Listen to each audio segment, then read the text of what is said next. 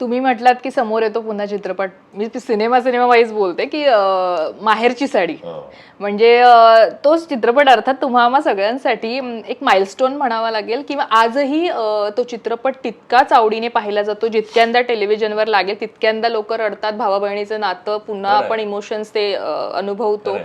आणि पण तुमच्यासाठी मला माहेरची स्टोरीची गोष्ट म्हणतात ना बिहाइंड द कॅमेरा, ती ऐकायला आवडेल खूप की गमतीदार आहे माहेरची साडी. त्याचं आता तिकडे आहे रौप्य महोत्सवाचं ट्रॉफी, हा. ही उभी आहे तिकडे. माहेरची साडीसाठी मला विजय कोणकेंनी त्यांच्या ऑफिसमध्ये बोलवलं होतं दादरला, शिवाजी पार्कला. त्यांचं घर काम ऑफिस तिकडेच होतं आणि त्यांनी मला स्टोरी ऐकवली, पण भावाचा रोल तुला करायचा. हा. मी म्हटलं करूया ना, आणि त्यांनी स्टोरी ऐकवली. ऑलमोस्ट 1.5-2 तास ते मला ऐकवत होते आणि टाळ्यांसकट ऐकवत होते की इथे टाळ्या पडणार, इथे बायका रडणार, इथे हे होणार. अशी मी गोष्ट कोणाकडनंच कधी ऐकलेली नव्हती. म्हणजे इतकं विजन होतं क्लिअर ना इतकं त्यांना त्यावेळीच. It was a remake. मयरनी चुनरी नावाचा एक राजस्थानी चित्रपट होता, त्याचा रिमेक होता, ठीक आहे. परंतु तेव्हाही रिमेक्स व्हायचे, पण ते असे कसे अद्भुत चालत नव्हते. मयरनी चुनरी पण चालला, परंतु यांनी इतिहास झाला. हो.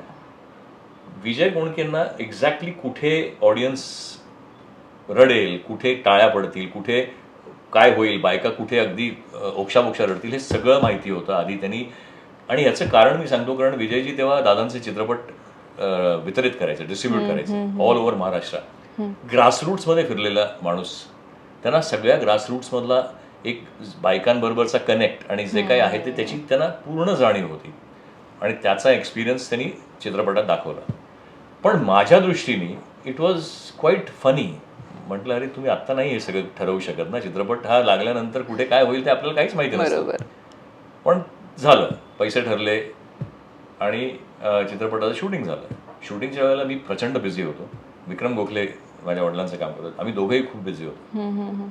तर गाणं त्यात एक चित्रपटात होतं, नेसुनी माहेरची साडी, ते जे टायटल सॉंग होतं. 6 कडवी होती. पुण्यामध्ये शूटिंग, सुबल सरकार was the dance director. Dance नव्हता त्याच्यात, पण आणि मला शूटिंगला जायचं होतं आणि विक्रमजीला जायचं होतं. आम्ही कसं बसं दोघांनी काहीतरी कट करून विजय कोणकेंना बाजूला घेऊन म्हटलं की काय 6 कडवी, म्हटलं कोण ऐकणार, ते 4 मध्ये निपटवा, कशासाठी नका करू. त्यामुळे सुबलदा पण आमच्याबरोबर आले, नका करू, काय को करताय, इतना मत करू, 4 एनफ आहे. आणि 4च केले आणि पिक्चर लागला आणि ते गाणं सुपरहिट झालं. विजय कोणके आजपर्यंत शिवाय देतो आम्हाला की माझं जे 100 आठवडे चाललं, 140 आठवडे चाललं, जे काय चाललं त्याच्यामुळे जास्त चाललं असतं जर गाणं कापलं नसतं तर. ते तुम्हा दोघांमुळे कापलं गेलं.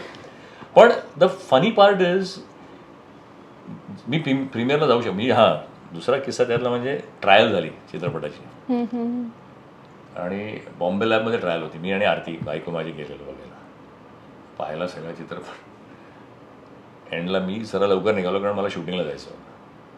मी आणि आरती दरवाज्यात सटकलो, खाली आलो आणि जाता जाता माझे वाक्य आहेत, म्हटलं माझ्या नावावर अजून एक फ्लॉप पडणार.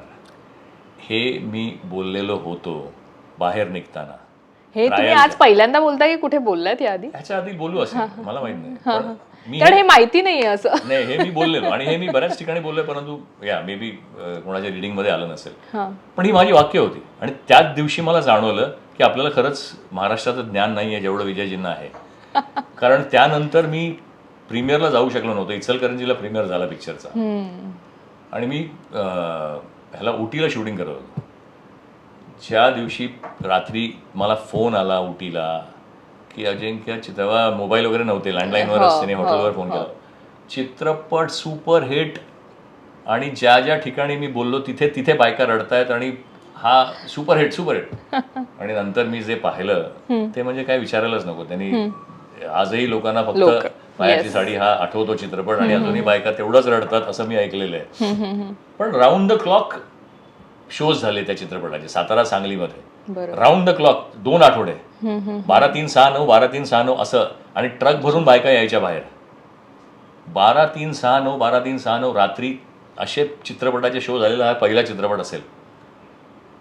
खोऱ्यानी पैसे दिले त्यांनी विजय कोणकेंना. पण मला तेच हॅट्स ऑफ टू विजय की त्यांना त्याची कल्पना पहिल्या दिवसापासून होती नंतर विजय कोणकेचा एवढा सक्सेस बघून दादाही हादरले होते, एवढा चित्रपट चालला. पण सो कधीच वाटलं नव्हतं, पण माहेरची खरं साडी चालेल. खरंच वाटलं नव्हतं की हा एवढा मोठा सक्सेसफुल चित्रपट होईल. तेव्हापासून मी माझं मत देणंच बंद केलं.